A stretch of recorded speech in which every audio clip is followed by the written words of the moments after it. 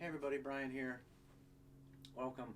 Let's talk about chipping, and let me give you an understanding of how we can better chip by understanding how simple it is to use the loft on the wedge. I want you to take your putter. Now we all know a putter has, or maybe you don't know, putter has loft on it. 4 degrees to 6 degrees, maybe somewhat less, but we still need a little loft on the putter as the putter comes through so the ball can start rolling end over end. If it's flat, then it's going to actually hit the ball and the ball's going to jump straight up in the air. Obviously, just like if we were coming in with a de-lofted face, when we come in with an iron, that we hit down on the ball to create it to go up. Well, we don't want any backspin on a putt, so we have to have a little bit of loft on the putter to allow that ball to start. It skids a little bit and then it starts to roll end over end to the target. I want you to take your putter and I want you just to make some putts, either inside or outside. If you're outside, I want you to feel like you're off the green a long way and you're just going to chip, but you're putting, but you're just going to make a big swing with the putter and you're going to just putt it wherever it goes. It doesn't have to go close to the hole, but what I'm trying to get you to feel is that we all know as golfers that when we're putting, we're trying to keep it on the ground. We're not coming into the ball when we're putting and trying to lift it. So with 4 to 6 degrees of loft, we know that we're going to roll the ball on the green. So if you're 60 feet off the green and you just make a putting stroke, there's not going to be any trying to help or hit the ball up, because we physically and mentally know that we want to roll the ball onto the green. So what if we took the same approach, but we had a sand wedge to chip with, which has anywhere from 50 degrees to 60 degrees, maybe even more, but mostly 50 to 60. 50 being gap, then we have a 54 or 56 in between, and then we have a 60. I'm just going to use the 58 here, and I'm going to just make my putting stroke. So my putting stroke would look like this, right? And then I want to do the same thing with the wedge. So a lot of times when I'm seeing chipping, I'm going to see this move, trying to get that ball up in the air. And in reality, if we just made a putting stroke, that ball's going to go up in the air automatically because we already have loft. So don't try to help the loft. So when you're chipping, I just want you to make your putting stroke.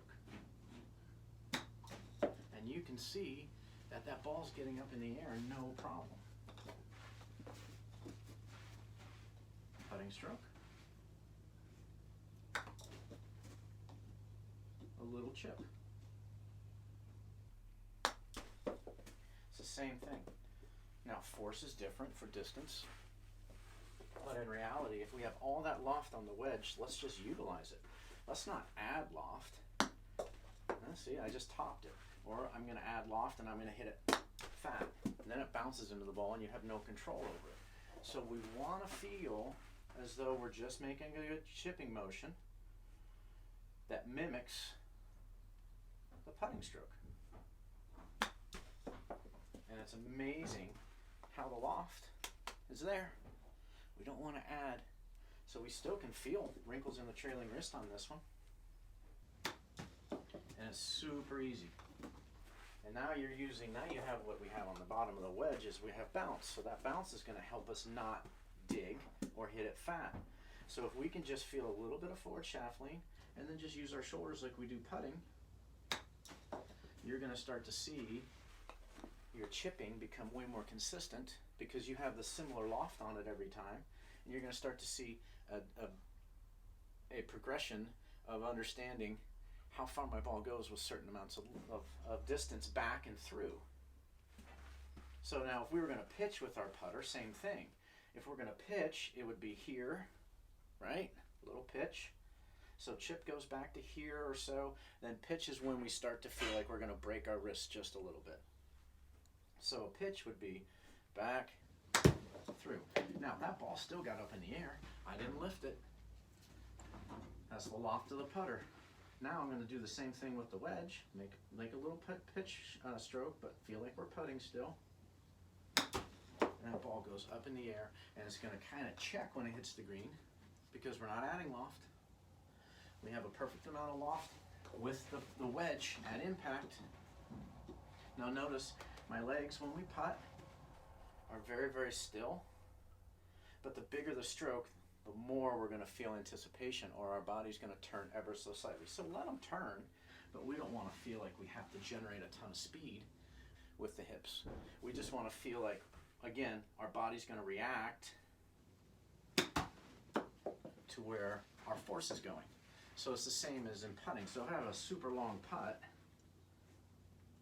I'm still going to feel a little bit of turn. I'm not doing it on purpose. Again, it's just your body's trying to absorb and anticipate where force is going. So try this drill. Take the ball off the green and putt like you're putting up the hill, around and over and through, and then get your wedge and make that same stroke, and you're going to see that ball pop straight up. And then it just depends on how much more speed you need to make the ball go, because you're going to need less speed with the putter because it has less loft. With more loft, we're going to maybe need a little bit more speed, but again, it's the same principle as your putting stroke. So utilize the loft on the wedge. Don't try to add any. Just like you don't add when you're putting. Don't add loft with your chipping.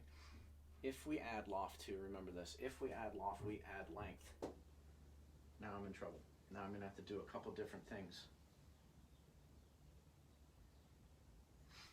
Over the top, stand up, bend the left elbow, maybe even bring the hips or the pelvis towards the ball.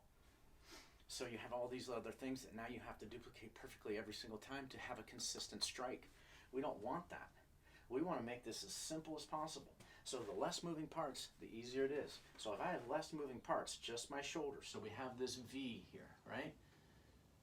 From the shoulders down, arms to the hands. And we're just going to make a little move with our shoulders.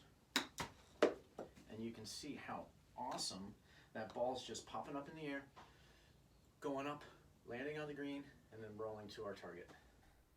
Okay? Good job.